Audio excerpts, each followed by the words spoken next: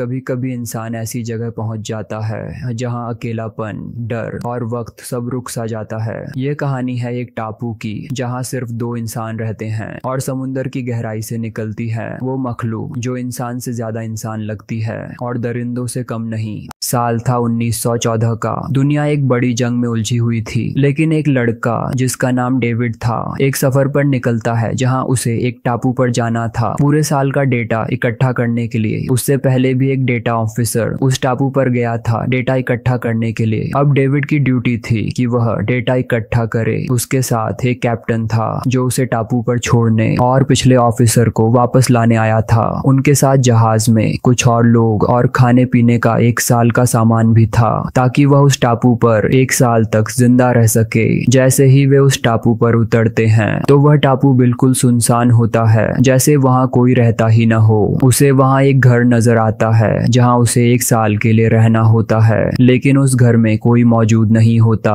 उन्हें दूर एक लाइट हाउस दिखाई देता है तो उसका कप्तान कहता है चलो लाइट हाउस की तरफ चलते हैं, शायद वहां कोई हो। जैसे ही वे लाइट हाउस पहुंचते हैं तो वहां के आसपास कई खंजर और जाल लगे होते हैं। वे लाइट हाउस के अंदर जाते हैं जहां सिर्फ एक आदमी मौजूद होता है जिसका नाम ग्रूनर होता है। वे उससे पूछते हैं कि पिछला डेटा ऑफिसर कहाँ है, तो वह कहता है कि वह टाइफाइड से मर गया। कप्तान उससे उसकी लाश के बारे में पूछता है, लेकिन ग्रूनर टालमटोल और घुमा फिरा कर जवाब देता है। कप्तान को उस पर भरोसा नहीं होता, लेकिन उसके पास कोई और चारा भी नहीं होता, इसलिए कप्तान वापस अपने सफर पर निकलने लगता है और डेविड को एक बंदूक दे देता है ताकि वह अपनी हिफाजत कर सके। कप्तान के जाने के बाद डेविड अपने घर को सेट करने लगता है ताकि वह उस घर में रह सके। अब वह अपनी ड्यूटी को गंभीरता से लेकर काम शुरू कर देता है जिसके लिए वह उस टापू पर आया था। उसे वहां लाइट हाउस के ऊपर ग्रूनर के साथ कोई और भी दिखाई देता है, लेकिन वह उसे नजरअंदाज कर देता है। जब रात को वह किताबें पढ़ रहा होता है तो दरवाजे पर दस्तक की आवाज आती है। उसे लगता है कि शायद ग्रूनर आया है, लेकिन वह गलत होता है।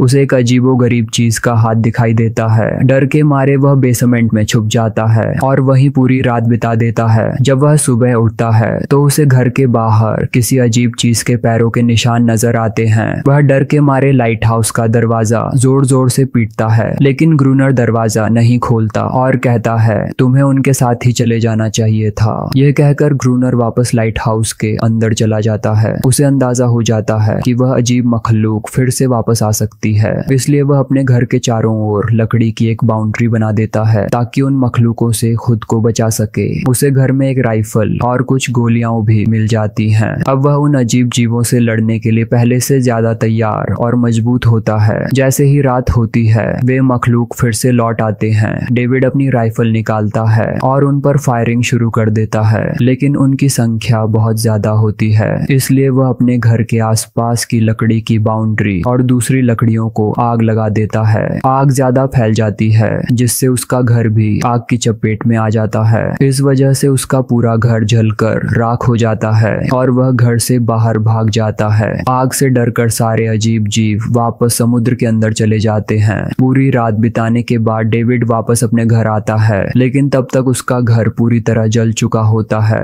अब अगर डेविड को जिंदा रहना है तो उसे लाइट हाउस में ही रहना होगा। डेविड एक पत्थर के पीछे छिप जाता है और जैसे ही ग्रूनर पानी भरने के लिए नदी के पास आता है डेविड उसे बंदूक की नोक पर रोक लेता है, लेकिन तभी एक अजीब सी मखलूक डेविड पर हमला कर देती है। जान बचाने के लिए डेविड उसी पर बंदूक तान देता है, लेकिन ग्रूनर कहता है इसे छोड़ दो, ये मेरी पालतू है। तो डेविड एक शर्त रखता है, मैं इसे छोड़ दूंगा लेकिन बदले में तुम मुझे लाइट हाउस में रहने की जगह दोगे। ग्रूनर यह शर्त मान जाता है और उसे अपने लाइट हाउस में ले जाता है। अब ग्रूनर बताता है कि इस मखलूक ने एक बार मुझ पर भी हमला करने की कोशिश की थी, लेकिन मैंने इसे इसकी सजा दी, जिसके बाद से यह मेरी बात मानती है और मेरी पालतू बन गई है। डेविड ग्रूनर से पूछता है तुम हमेशा इस टापू पर ही क्यों रहते हो, तुम यहाँ से चले क्यों नहीं जाते। ग्रूनर जवाब देता है मुझे इस टापू पर रहना पसंद है, मुझे दुनिया में लोगों के साथ घुलना मिलना पसंद नहीं है। तो डेविड कहता है अगर तुम्हें यहाँ रहना है तो रहो, लेकिन अब मैं इस टापू पर और नहीं रहना चाहता।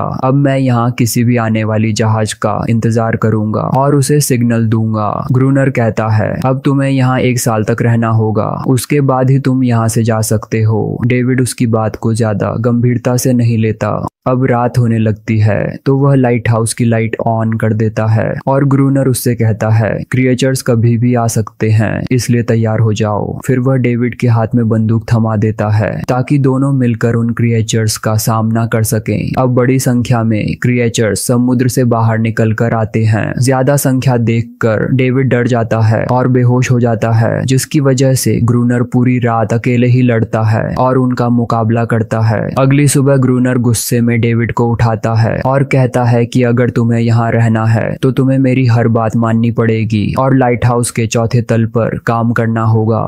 अब डेविड लाइट हाउस में रहने के लिए उसके सारे काम करने लग जाता है। अब रात होती है और फिर से क्रिएचर्स आने लगते हैं। अब वे पिछली बार की तरह उन पर हमला करते हैं, लेकिन इस बार ग्रूनर दरवाजा बंद कर देता है ताकि डेविड खुद लड़ना सीख सके और उस द्वीप पर जिंदा रह सके। ग्रूनर पूरी रात बिताने के बाद दरवाजा खोलता है तो डेविड खून से लथपथ होता है। अब वह सीख चुका था कि लड़ाई कैसे लड़नी है और उसके अंदर का डर भी खत्म हो चुका था। अब अगली रात कोई क्रिएचर नहीं आता। कई रातें गुजर जाती हैं तो दोनों आराम से हो जाते हैं और शतरंज खेलने लगते हैं और फिर एक बड़ी गलती हो जाती है। उस रात उन्होंने लाइट ऑन नहीं की थी, जिसकी वजह से क्रिएचर्स उन पर हमला कर देते हैं। ग्रूनर का पैर बुरी तरह घायल हो जाता है और वह बड़ी मुश्किल से अपनी जान बचाता है। आगे हम देखते हैं कि अगली सुबह डेविड को एक जहाज दिखाई देता है तो वह उसे सिग्नल देने की कोशिश करता है, लेकिन ग्रूनर उसे रोक देता है ताकि इस द्वीप पर कोई ना आ सके। वह नहीं चाहता था कि डेविड उसे छोड़कर चले जाए क्योंकि वह बहुत अकेला हो चुका था। ग्रूनर डेविड को मारने लगता है, जिसे देखकर एनेरिस ग्रूनर पर हमला करने की कोशिश करती है। यह देखकर ग्रूनर बहुत गुस्सा हो जाता है और उसे मारने की कोशिश करता है, जिसे देखकर एनेरिस वहां से भाग जाती है। अब एनेरिस डेविड की मदद करना चाहती थी, लेकिन वह कुछ कर नहीं पा रही थी। डेविड एनेरिस को एक पत्थर के पीछे छिपा हुआ देखता है तो वह उसके सामने एक नाव रख देता है, जिससे एनेरिस को एक पुरानी नाव याद आती है जो समुद्र के किनारे पड़ी थी। तो एनेरिस उसे नाव के पास ले जाती है।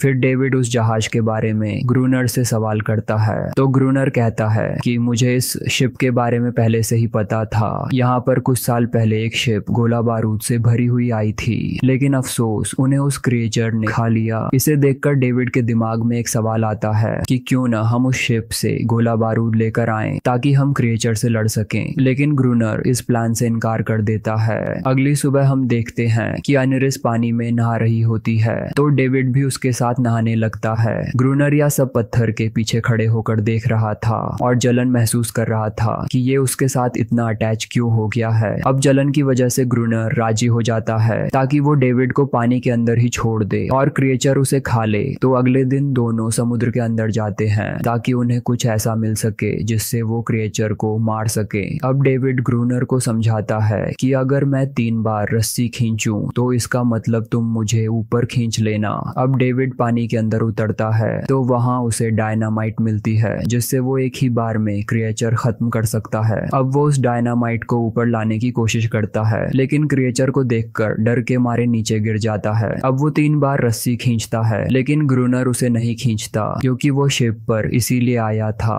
ताकि वो मर सके। मगर डेविड अपना सूट उतार देता है और ऊपर आने की कोशिश करता है। वह बिल्कुल सही तरीके से ऊपर पहुंच जाता है और फिर वहां से डायनामाइट लेकर जाने लगते हैं। लाइट हाउस पहुंचकर वो डायनामाइट के इर्द गिर्द लगा देते हैं, लेकिन एक बार फिर अटैक बंद हो जाते हैं। कई महीने गुजर जाते हैं और बर्फ पड़ने लगती है। अब बस उनका एक ही काम था कि रात को जागना और लाइट जलाकर रखना, लेकिन क्रिएचर का नामो निशान नहीं था। तो वो उनका गुस्सा एनेरिस पर उतारने लगता है और उसे मारने लगता है। तो डेविड ग्रूनर को रोक लेता है, जिससे वे गुस्से में आकर एक नया प्लान बनाता है। वह डेविड को कहता है कि तुम दरवाजे पर पहरा दोगे और मैं एनेरिस को ऊपर ले जाऊंगा ताकि क्रिएचर आ सके और हम उन्हें मार सकें। प्लान के मुताबिक डेविड दरवाजे पर पहरा देता है और ग्रूनर एनेरिस को लाइट हाउस के ऊपर ले जाता है। वह एनेरिस को कहता है कि चलाओ ताकि क्रिएचर समुद्र के बाहर आ सके। प्लान के मुताबिक क्रिएचर एनेरिस की आवाज सुनकर समुद्र से बाहर आने लगते हैं।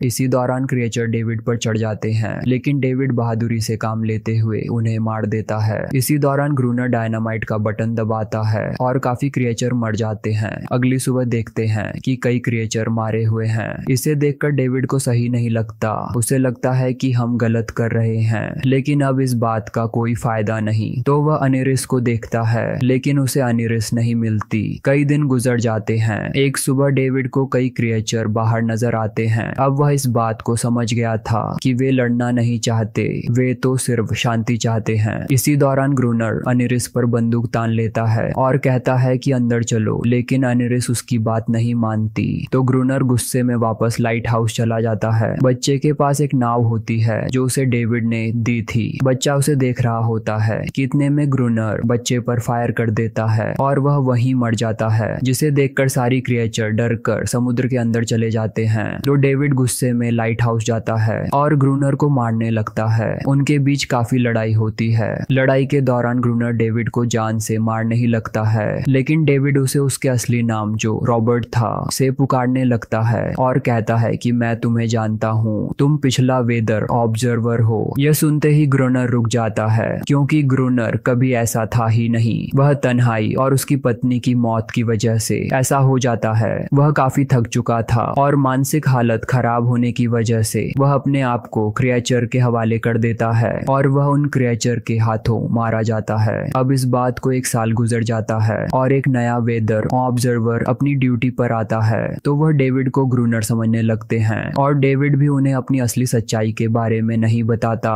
वे डेविड से सवाल करते हैं कि पिछला वेदर ऑब्जर्वर कहाँ गया। तो वह भी उनसे वही झूठ बोलता है कि वह बीमारी की वजह से मर गया। अब डेविड भी ग्रूनर की तरह इस आइलैंड पर रहने लगता है और यहाँ से कभी नहीं जाना चाहता। वह वहाँ शांति से रहता है और यह सब कुछ अनिरिस दूर से देख रही होती है और वह वहाँ ऐसी छलांग लगा देती है। अब हमें इससे पता चलता है कि वे दोनों एक दूसरे के काफी अटैच हो गए हैं और वे एक दूसरे से अलग होना नहीं चाहते।